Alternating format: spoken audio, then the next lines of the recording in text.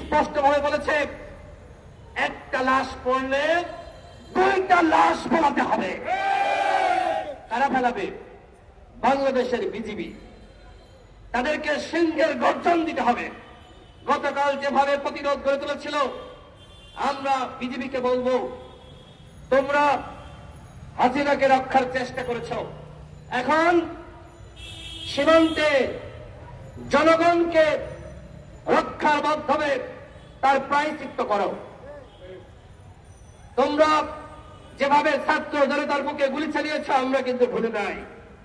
আপনারা বলেছেন, এই যে বিজিবি এই নামটি কিভাবে আসলো? সেই বিডিআর বিদ্রোহ, ওই সময় অসংখ্য বিডিআরের জওয়ানদেরকে মিথ্যা মামলায় গ্রেপ্তার করা হয়। আজকে তাদের অনেকে জামিন পেয়েছে, আমরা তাদেরকে ওয়েলকাম জানাই। আমরা যখন জেলে গিয়েছিলাম 2018 সালে, এই বিডিআরের নিরীহ কারাবন্দী ভাইয়েরা আমাদের সেবা করেছে, আমাদের খাওয়াইছে, আমাদের রেখেছে। তাদের মধ্যে হয়তো কিছু অপরাধী থাকতে পারে, কিন্তু অধিকাংশই নিরপরাধী। তাদেরকে বিনা বিচারে এত বছর কারাগারে রাখা হয়েছে। আমরা সরকারকে বলবো, তাদের ক্ষতিপূরণ দিতে হবে। তারা এই যে দীর্ঘ সময় বেতন ভাতা পায় নাই, তাদেরকে একবারে সেই বেতন ভাতা দিতে হবে। সরকারকে বলবো, আমরা শুনি বিডিআর বিদ্রোহের সাথে ভারতীয়রা জড়িত।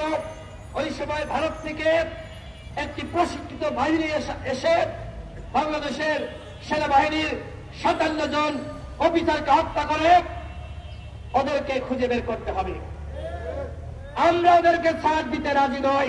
বাংলাদেশের সেনাবাহিনীর মেরুদণ্ড ভেঙে ফেলার জন্য এই ধরনের ষড়যন্ত্র হয়েছিল। সেই ষড়যন্ত্র এদেশের ছাত্র জনতা দীর্ঘ সময় পরে হলেও সেটি মোকাবেলা করেছে এবং আসল রহস্য উন্মোচনের পথে। সর্বশেষ যে কথা বলবো, গতকাল দেখেছেন